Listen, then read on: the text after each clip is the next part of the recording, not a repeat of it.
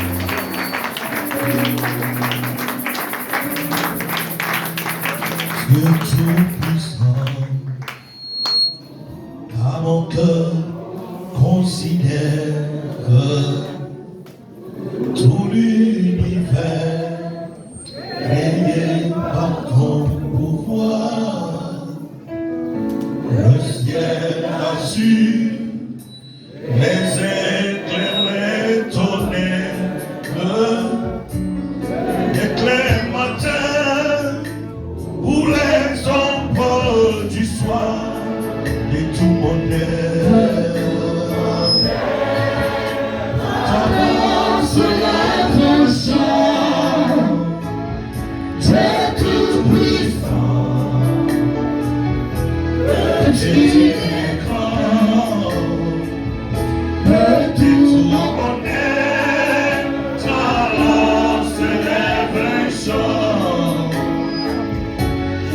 Dieu tout-puissant, que tu es grand. Parlez-moi, parlez-moi, où la forêt profonde, j'entends tous les oiseaux chanter. Sur les monts, la source avec son monde, vivant et filles, son chant doux et léger, mon cœur heureux. Et tu l'as mis le jour, que tu es bon, que tu es bon, que tu es bon.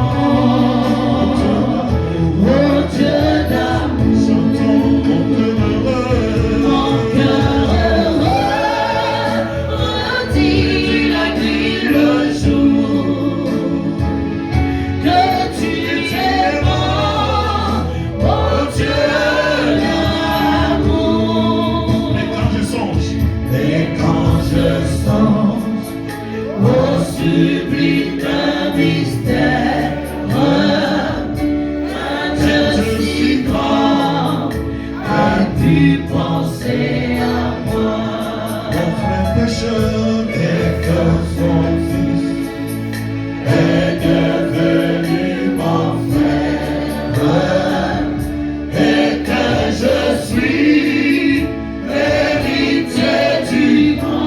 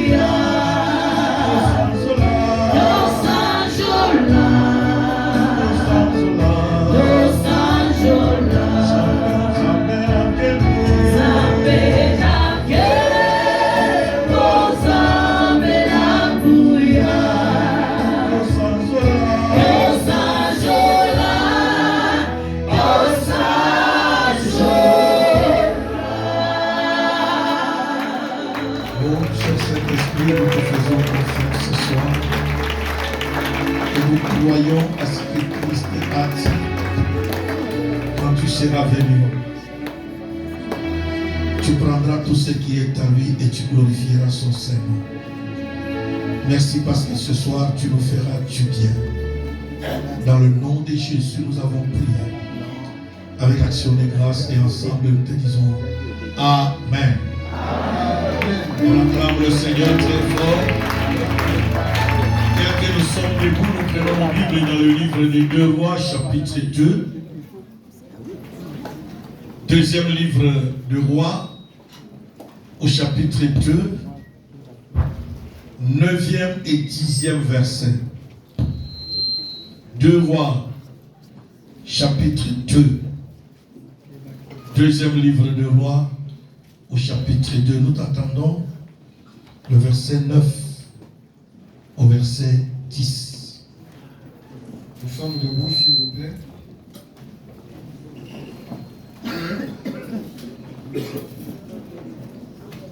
Nous sommes debout, s'il vous plaît.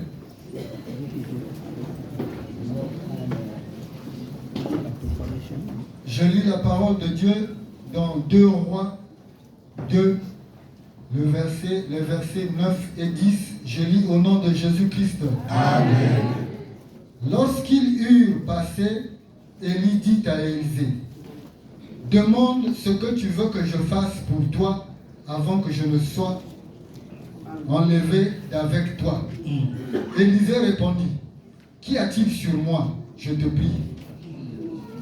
Qu'il y ait sur moi, je te prie, une double portion de ton esprit. » Le verset 10, Élie dit, « Tu demandes une chose difficile, mais Si tu me vois, pendant que je serai enlevé d'avec toi, cela t'arrivera ainsi.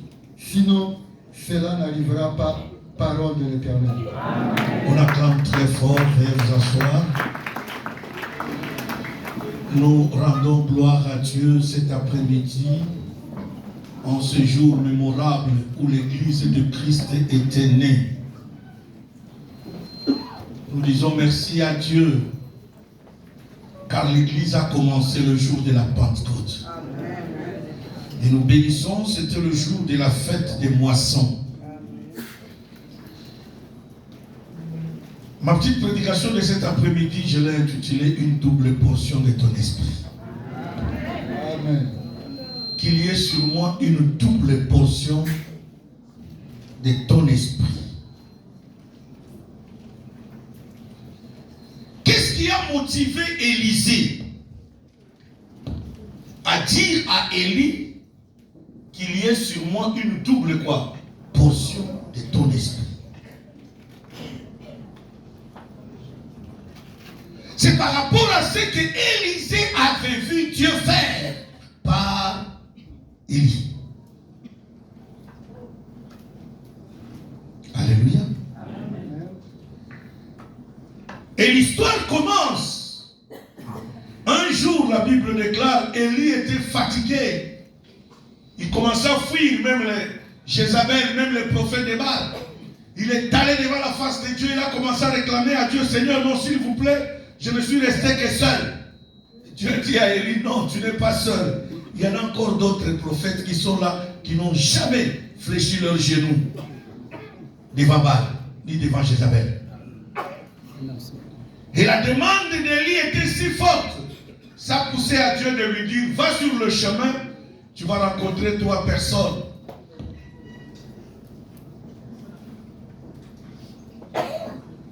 Tu vas rencontrer 3 personnes. De ces 3 personnes, la dernière personne, c'est Élisée, fils de Shaphat.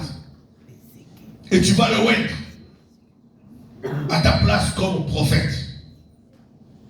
Élie est parti, comme Dieu lui avait dit. Il a rencontré les 3 personnes et la 3e personne, c'était Élisée. Et quand il arrive sur Élisée, il jette son manteau. Élisée était en train de paître les brebis de son père. Et il jette le manteau sur Élisée. Et quand Élisée prend le manteau d'Élie, il court vers Élie. Il pose la question, qu'est-ce qui s'est passé? Qu'est-ce qui se passe-t-il? Et lui dit, suis-moi.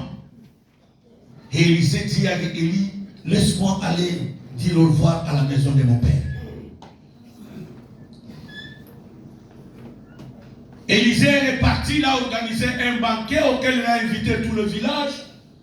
Il leur a offert ce banquet pour aller répondre à l'appel de Dieu. Et il a suivi Élie.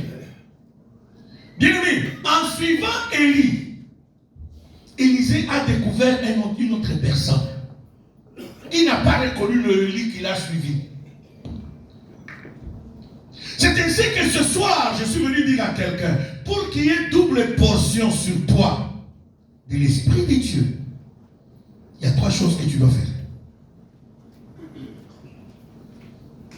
La première des choses, c'est avoir un objectif précis. Il y a des gens qui prient sans objectif.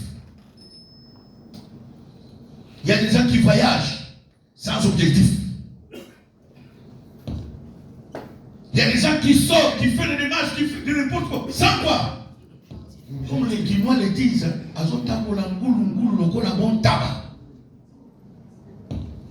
bien aimé, la vie chrétienne, ce n'est pas une vie de marcher goulou. Tu dois avoir un objectif.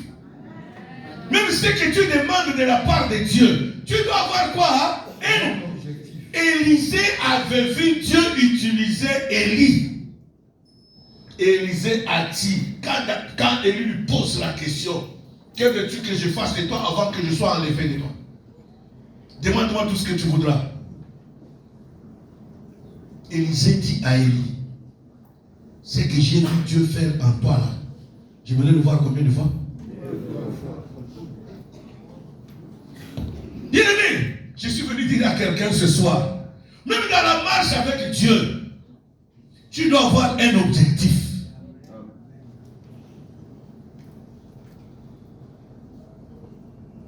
Et ton objectif doit être objectif dans le sens à ce que tu dois viser quelque chose de grand. Amen. Il y a des gens qui visent même dans la marche avec Dieu des petits. Non.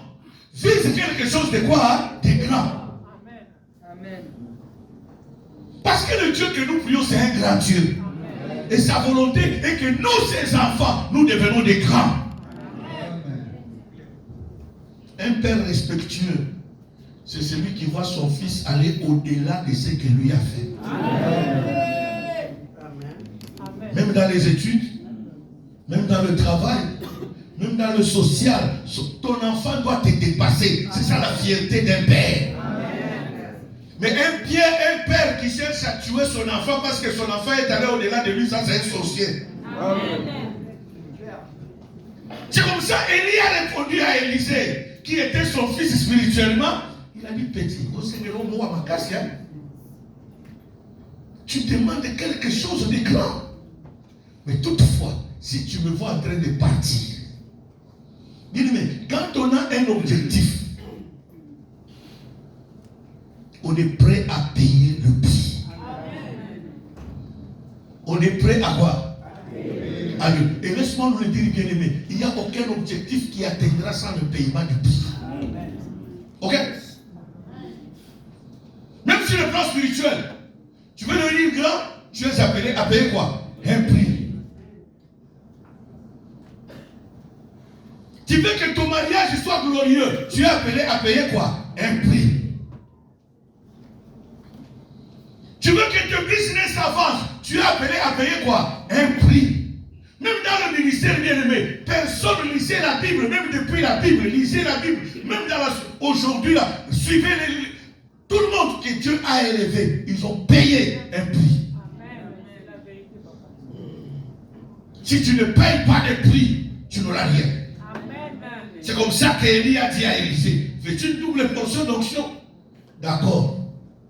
À une seule condition, que tu me vois quand je serai quoi? Enlevé de toi.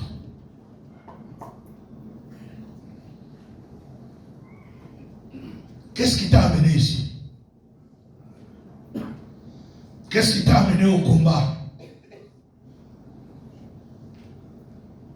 J'aimerais que chacun de nous puisse faire l'examen de conscience. Qu'est-ce qui t'a amené au combat?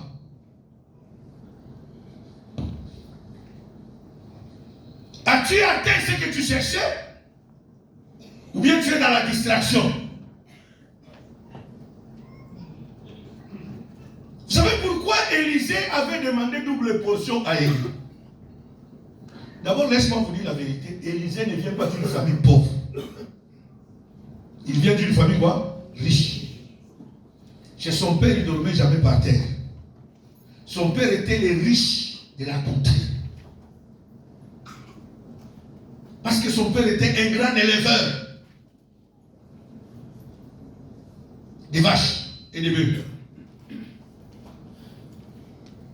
Pour preuve, pour aller répondre à cet appel, Élisée était obligé d'offrir un banquet. Lisez la Bible, personne ne l'a fait. Et tous ceux qui ont servi quoi? Dieu. C'est pour vous dire qu'il n'était pas pauvre. Donc il ne pouvait pas quitter la richesse de la famille pour aller prendre quelque chose qui ne vaut rien. Donc ce soir, je suis venu révolter quelqu'un ou révolutionner quelqu'un. Change ta vision. Bien aimé, le Dieu que nous prions, c'est un Dieu grand. Comment tu dois être avec des petites visions, des petits objectifs dans la tête? Alléluia. Élisée ne pouvait pas quitter la richesse de son père pour suivre Élie pour des futilités. Non.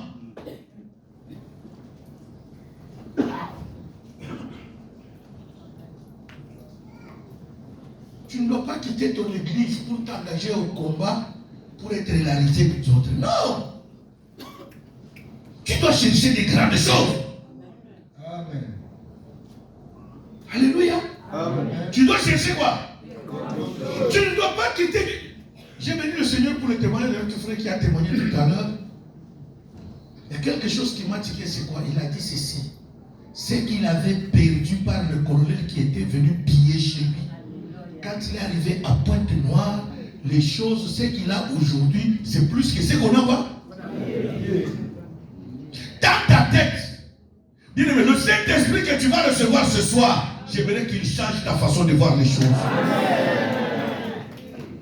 Ne cherche pas des petites choses, cherche des grandes choses. Fais en sorte que qu'il fasse des choses au-delà de ton entendement, au-delà de ce que ta famille t'a réservé, au-delà de ce que ta société t'a réservé, au-delà de ce que le monde. Bien-aimé, chacun de nous tel qu'il est ici, il y en a d'autres qu'on a déjà donné même des noms. Parce que ça ne marche pas. Parce que ça ne marche pas. On t'a donné même un surnom dans la famille. Il y en a d'autres dans la société. On te traite de n'importe quoi. Mais j'aimerais te dire ce soir, ne perds jamais ton objectif. Alléluia. Ne perds jamais quoi? Si ça te demande de veiller, veille dans la prière. Si ça te demande de jeûner, jeûne dans la prière. Si ça te demande d'être chaque matin de 6 à 7, ne manque jamais. Parce que tu as un objectif. Ne viens pas jamais au programme sans objectif. Voilà la raison pour laquelle il y a des gens qui ont fait des jeûnes et des jeûnes. Rien ne s'est passé. Parce qu'ils vont dans des jeûnes là. Sans quoi? Sans objectif. Élisée, il a dit à Élie, non, s'il te plaît, qui est sur moi quoi? La deuxième des choses, pas seulement avoir un objectif, tu dois être un ami de la prière.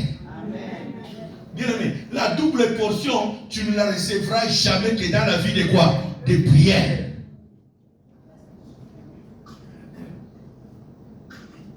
La double portion.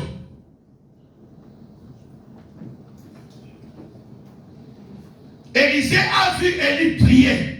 Il a dit, Seigneur, j'ai besoin de ton double portion. Cela veut dire, même dans la prière, Élisée a reçu quoi? La double portion de la vie de prière.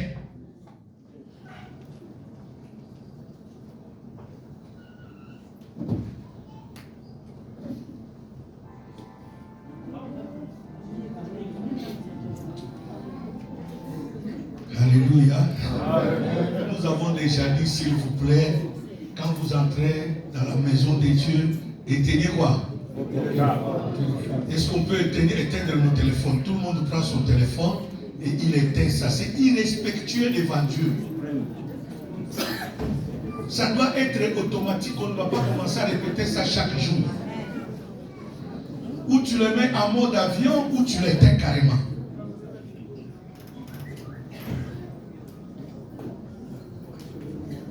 Modérateur, c'est quelque chose que vous devrez faire ça chaque dimanche. Quand tu montes, tu dis à tout le monde d'éteindre quoi? Avant de passer le micro au prédicateur, il faut éteindre quoi? Parce que ça amène la distraction. La deuxième des choses, c'est être ami de la prière.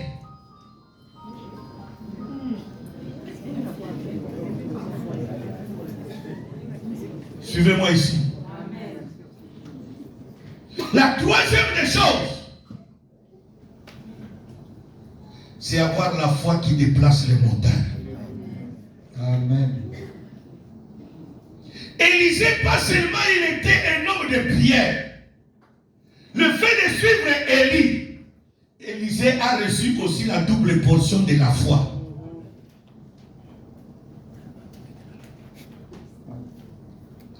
La foi est une ferme assurance des choses. Une démonstration. Pour l'avoir, beaucoup de gens ont fait des miracles avec Dieu. Beaucoup de gens, leur vie a changé. Mais aujourd'hui, bien aimés, nous étions même en train de parler hier soir avec quelques bien-aimés pendant qu'on mangeait. Où je disais, ce qui nous tue, c'est le manque de confiance. La foi veut dire avoir confiance, pas seulement en Dieu, mais en ses serviteurs. C'est avoir confiance aussi en sa parole. Avoir confiance aussi même en toi-même. Ça veut dire qu'il y a des gens qui n'ont même pas confiance en eux-mêmes. Comment veux-tu que Dieu exauce ta prière? Parce que quelqu'un qui n'a pas confiance en soi-même, il prie, la minute qui suit, il commence à douter sa propre voix. Voilà ce qui nous bloque. Voilà ce qui fait que beaucoup de gens ne peuvent jamais recevoir la double portion. Surtout ceux qui sont restés dans les dogmes, je ne sais pas, dans nos doctrines.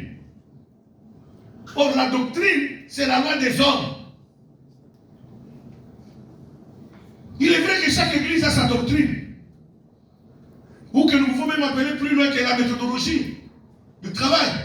Mais des fois, ces méthodes-là que nous mettons ne sont pas spirituelles. Amen. Alléluia. Amen. Ne sont pas automatiquement ce que Dieu veut faire dans la vie de quelqu'un. Parce que Dieu, quand il veut, bien, moi je l'appelle, il est multisystème, Dieu. Il agit selon son bon vouloir. Il agit à l'heure qu'il veut. Il agit au jour qu'il veut. Et comme il veut, bien aimé, c'est ainsi que vous allez voir, il y en a des gens. Il fallait qu'il passe aux affermissements jusqu'à terminer, à suivre la cure d'âme, tout ça là pour qu'il va se délivrer.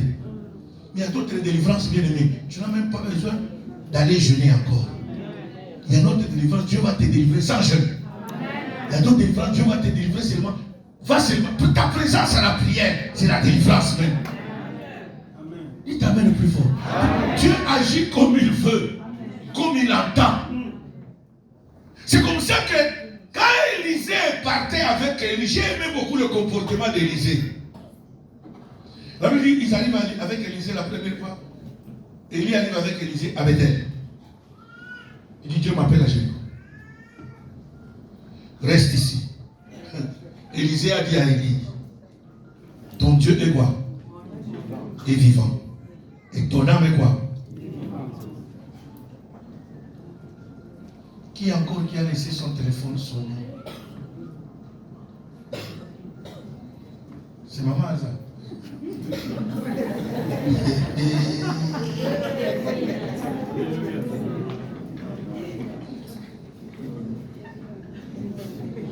Alléluia. Amen. Alléluia. Amen.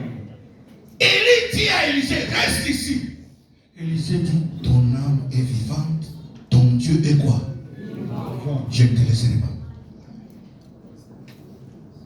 Ils arrivent à Jéricho. À Bethel, il y avait les fils des prophètes qui disent à Élisée, sais-tu que ton maître sera enlevé de dessus de toi? Il dit, je le sais, mais vous, taisez-vous. Est-ce que je parle à quelqu'un ce soir? Bien aimé, il y a d'autres choses que Dieu fera dans ta vie le jour où tu vas quitter la distraction. Amen.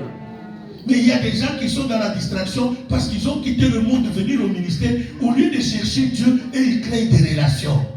Est-ce que ces relations t'amènent à Dieu? Est-ce que tes relations t'amènent à atteindre ton objectif? Il y a d'autres relations, d'autres amitiés que vous avez créées au ministère. Ça t'amène une grande distraction. Amen.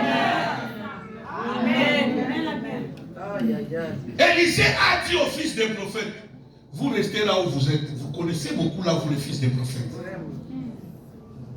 Moi, ce que je sais, il sera enlevé. Ça ne vous regarde pas mon problème avec Élie. Mais vous faites quoi? Taisez-vous. Dites Amen plus fort. Amen. Bien aimé, il y a des choses auxquelles tu dois fermer les gens leur bouche.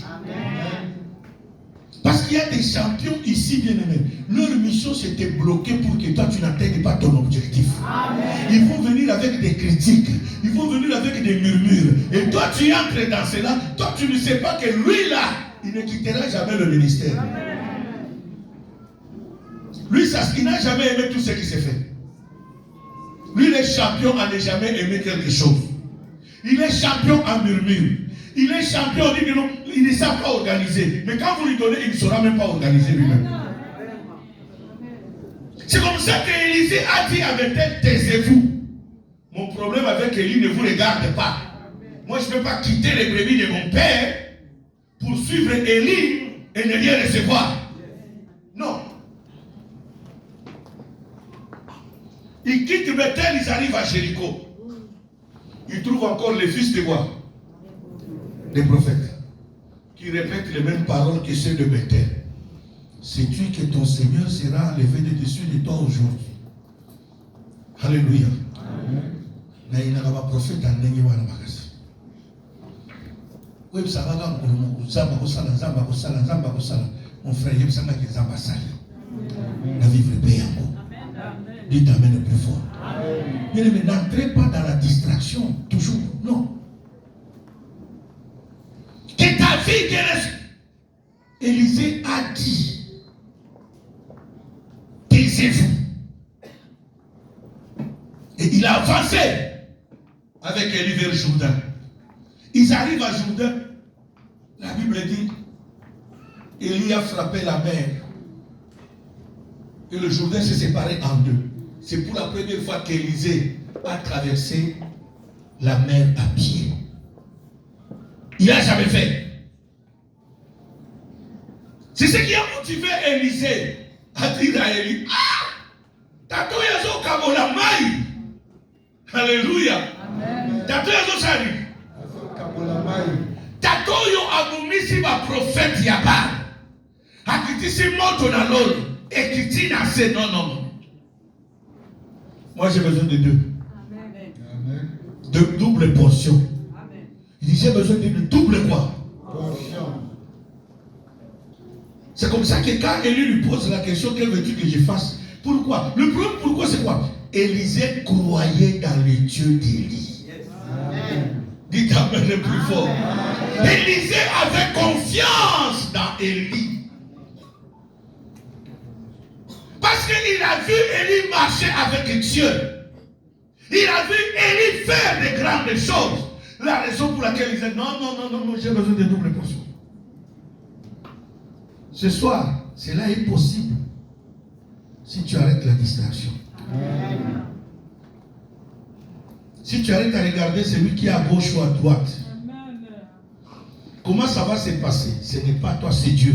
Amen. C'est comme ça qu'Élie a dit à Élisée, si tu me vois partir, cela arrivera. Amen. Mais si tu ne me vois pas, en d'autres termes, il a créé dans Élisée une persévérance d'attention. Et tu dois être attentionné.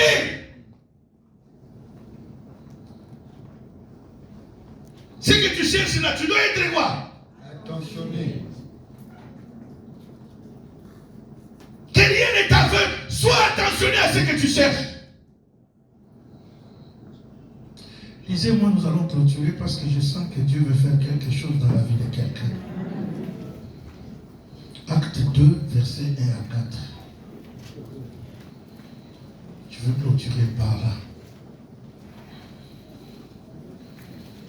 Je lis la parole de Dieu dans Actes des Apôtres, le chapitre 2, le verset 2 à 4. 1 à 4, je lis au nom de Jésus-Christ. Je lis au nom de Jésus-Christ. Le jour de la Pentecôte, ils étaient tous ensemble dans le même lieu. Tout à coup, il vint du ciel un bruit comme celui d'un vent impétueux. Et il remplit toute la maison où ils étaient assis. Des langues semblables à des langues de feu leur apparurent, séparées les unes des autres, et se posèrent sur chacun d'eux. Et ils furent tous remplis du Saint-Esprit et se mirent à parler en d'autres langues, selon que l'Esprit leur donnait de s'exprimer, parole de l'Éternel. Est-ce qu'on peut acclamer très fort le Seigneur? On peut acclamer très fort avec des cris de joie. Suivez-moi ici, ne regardez pas, ne tournez pas à gauche ni à droite. Suis-moi ici. La Bible déclare, le jour de la Pentecôte, ils étaient tous dans un même lieu. L'esprit des prophètes est soumis aux prophètes. Amen. Amen. Amen. Amen. l'esprit des prophètes est soumis quoi? Au prophète. Que Dieu soit loué. Amen. Et la Bible dit, ils étaient remplis et le Saint-Esprit est descendu sur eux sous forme de langues de feu. Je vais expliquer ça dans 2-3 minutes. La première des choses, c'est la définition du mot feu. Le travail du feu. 1. Pour un forgeron, le feu permet au forgeron de changer la forme de son métal.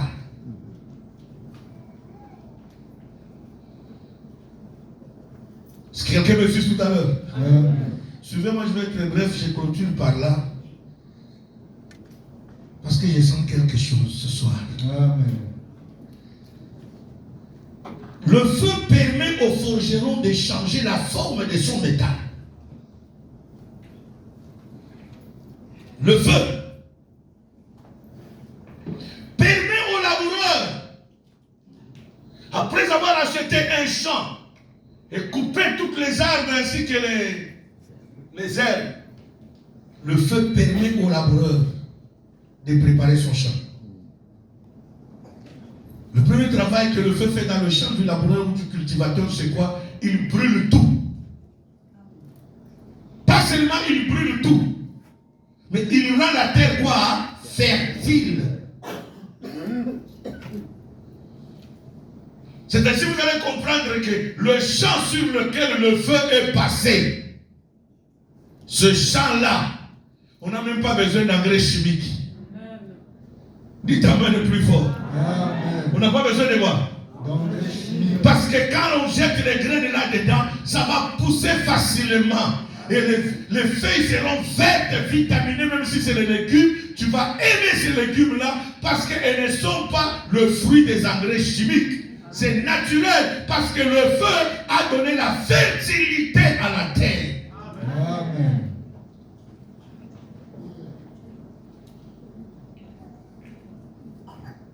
Le feu dans la vie d'un chrétien, ou le Saint-Esprit, quand il est descendu sous forme de feu dans la chambre haute, pourquoi Dieu a permis cela?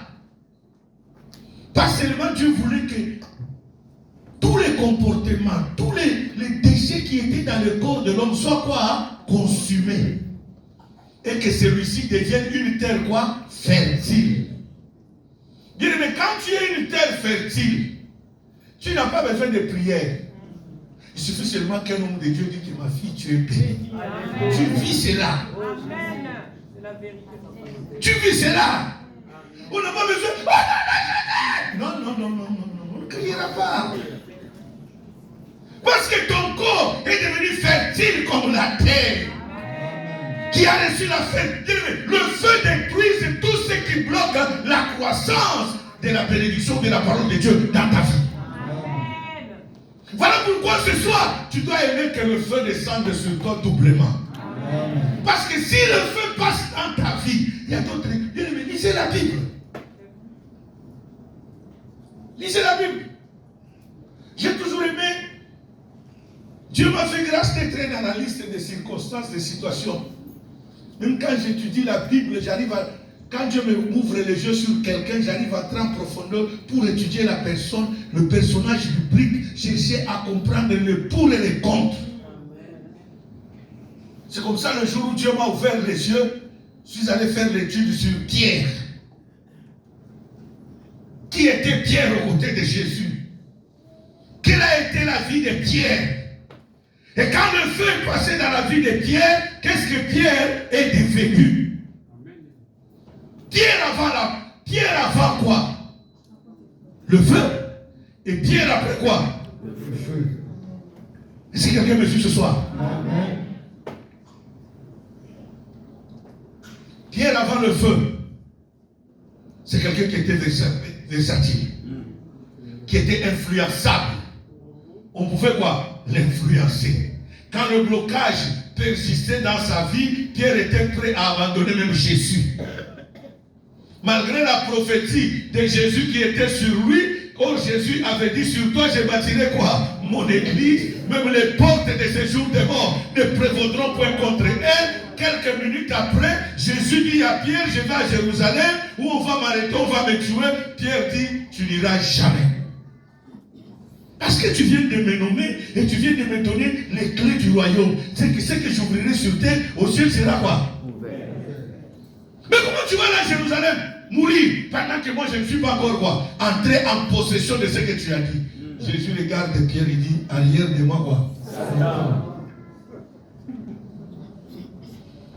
Et tu diras que comment Jésus s'est contredit comme ça? Il ne se contredit pas. Ça c'est le Pierre avant le feu. Le Pierre avant le feu, bien-aimé, est allé voir Jésus un jour. Troublé par les circonstances de la vie. Son petit frère est venu lui faire rapport parce que Pierre était dans la servitude. Pas seulement sa belle famille était chez lui, même sa propre quoi. Ils étaient quoi? Ils dépendaient de lui. Et son petit frère est allé le voir. Pierre, ton monsieur de Jésus que tu as suivi là, on ne voit pas quoi? Tu as abandonné le travail que tu allais, la pêche. C'est cette pêche-là qui nous nourrissait. C'est cette pêche-là qui nourrissait tout quoi?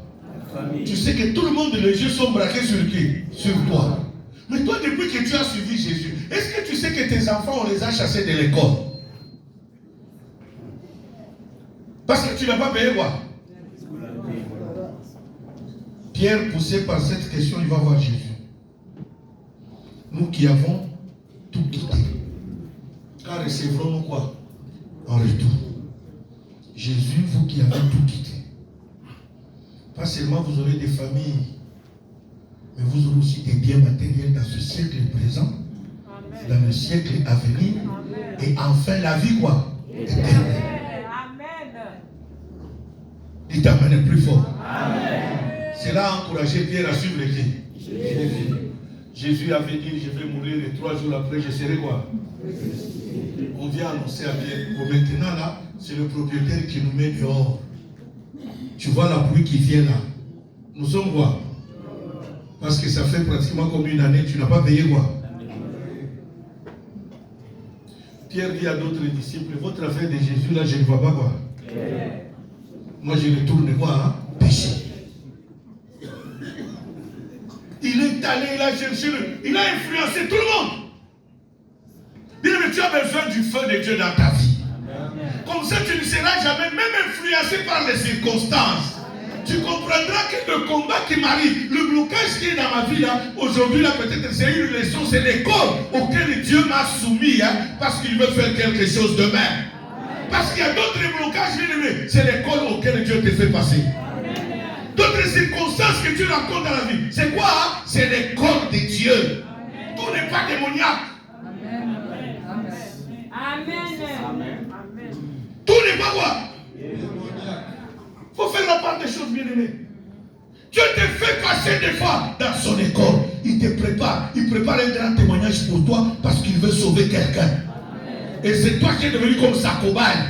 Il te fait passer dans des problèmes. Tu essayes là, ça ne marche pas. Tu essayes là, ça ne marche pas. Tu te dis, mais qui m'a ensorcelé? Ce n'est pas qu'on t'a ensorcelé. Lisez la Bible. C'est comme ça pour d'autres personnes, on a posé la question à Jésus. Pour qu'il soit né aveugle, qui a péché? Son père ou sa mère? Jésus dit, c'est pour que les œuvres de l'Éternel soient manifestes en lui. Donc il y a d'autres choses bien aimées, viennent des démons, mais il y en a d'autres, ça ne vient pas de qui? C'est Dieu lui-même qui te fait passer par ça. Par cette humiliation, auquel tu es appelé des fois à accepter, de dire que Alléluia, Amen. Seigneur, si ça vient de toi, donne-moi le courage de persévérer, de ne pas lâcher. Si ça vient de toi, Seigneur, que je te reste attaché à toi. Même si les gens peuvent parler, que je reste attaché à toi. Mais le mal, nous voyons tout. Nous avons généralisé. Tout est devenu quoi?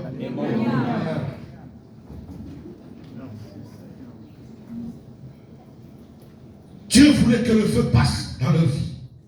Regardez ce jour-là. Pierre, influencé par le blocage et la pauvreté, Pierre a abandonné Jésus.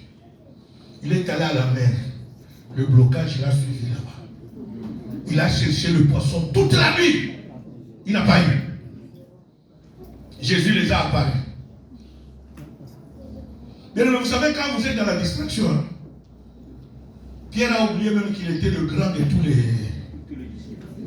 les disciples. Il s'est déshabillé, il est resté quoi? Nu. Or, dans notre société, il y a un peu de choses. Mais Pierre a tiré nu.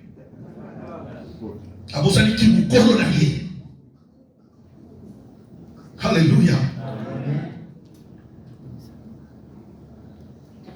Et la Bible déclare Jésus apparaît. Il pose la question, mes enfants, n'avez-vous rien eu? Pierre Moutali Moussolo, je ne sais pas, il répond encore, oui Seigneur, nous n'avons rien. Sans savoir qui disait que vous n'avez rien quoi eu. Ils ont jeté le filet, comme Jésus leur a dit. J'étais à côté là. Comme le premier jour que Jésus s'est rencontré avec Pierre. Jésus a dit, jette le filet. Pierre dit à Jésus, Seigneur, c'est pas ici que nous trouvons les frétins. C'est comme ça, il y a des gens bien aimés qui viennent à la cure d'âme, qui viennent pour chercher la délivrance. Lui commence à te dire comment tu dois prier pour lui.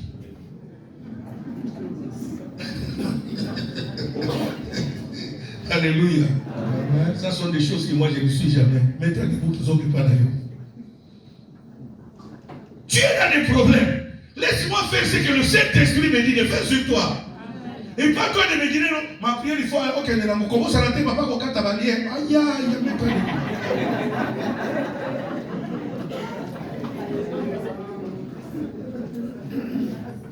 C'est comme ça, Jésus dit à Pierre, jette le filet là. Pierre dit à Jésus, c'est pas ici que nous trouvons quoi. Nous-mêmes les frétins, c'est pas ici. Jésus dit, Pierre, jette là. Alléluia. Cela montre que le pierre avant le feu, c'était un pierre versatile. C'était un pierre qu'on pouvait influencer. Les circonstances pouvaient quoi? Le démoraliser. C'est comme ça que nous avons des combattants dans la salle. Les circonstances de la vie peuvent quoi? Les démoraliser. Ils sont restés carrés. Si on n'impose pas les mains, rien ne va pas se passer pour lui. Amen. Amen. Le Saint-Esprit n'est pas seulement par l'imposition de mains. Même sans imposition de mains, il peut te toucher là où tu es. Amen. C'est quand ils ont jeté, ils les ont tirés. La Bible dit qu'il y avait que des gros poissons qui sont entrés dans le filet.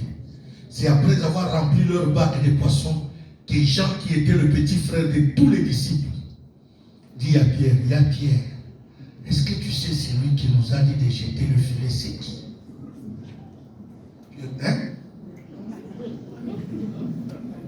Il t'amène plus fort. Amen. Lui qui avait marché avec Jésus sur la mer, il a oublié la voix de qui?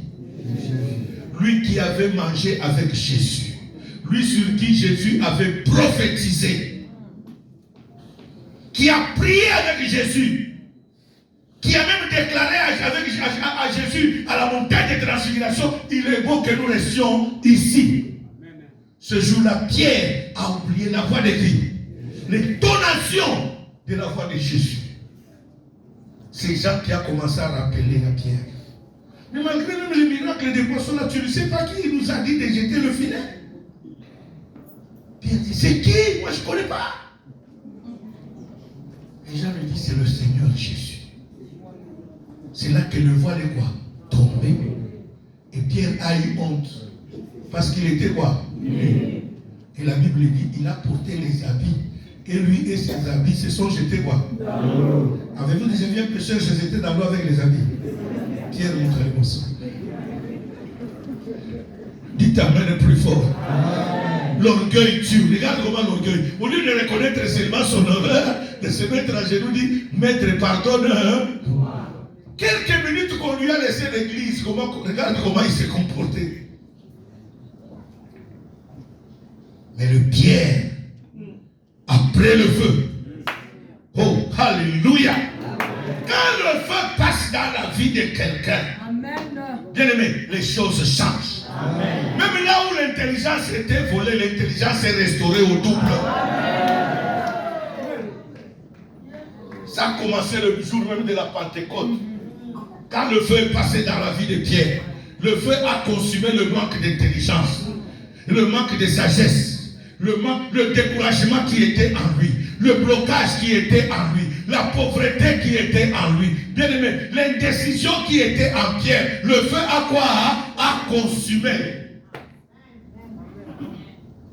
Pierre qui avait renié Jésus devant une femme, ce jour-là, Pierre n'a pas renié Jésus. Quand le feu passait dans lui, la Bible dit, il s'est mis debout, il n'a pas eu peur. Il a dit à la foule qui est là, convertissez-vous. Et la Bible dit, ce jour-là, il y a au moins 3000 personnes.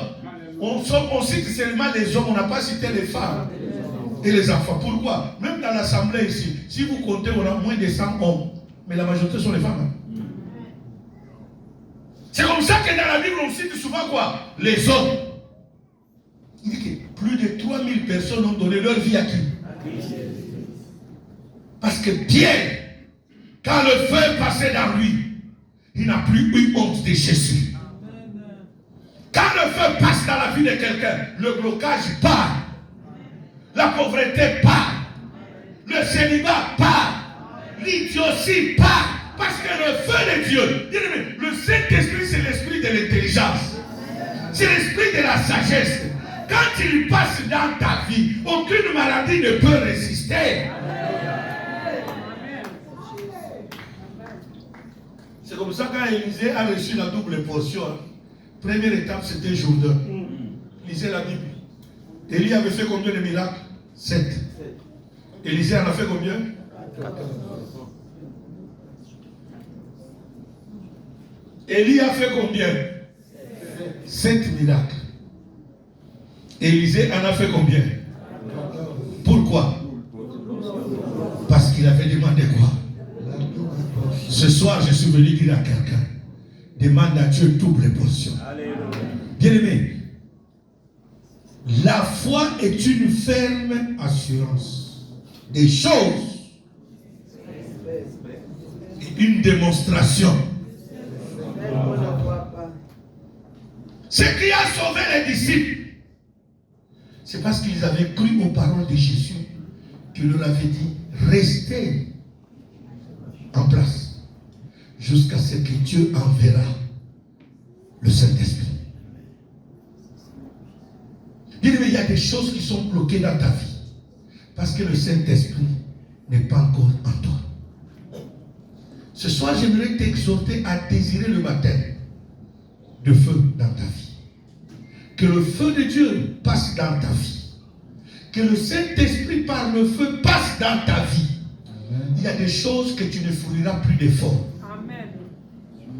Il y a des choses que tu ne fourniras plus quoi? D'efforts. Pourquoi? Parce que le feu est passé dans ta vie. Amen. Amen. C'est ton amen qui dit beaucoup. Hein? Amen. Amen. Alléluia. Amen. Bien aimé, ce soir, Dieu est dans sa maison. Amen. J'ai dit à quelqu'un, Dieu est dans sa maison. Amen. Et Dieu veut faire quelque chose ce soir dans la vie de quelqu'un. Dieu veut changer la destinée de quelqu'un ce soir. Amen. Dieu veut changer la particularité de la vie de quelqu'un ce soir. Mais le problème est que tu dois activer ta foi. Amen.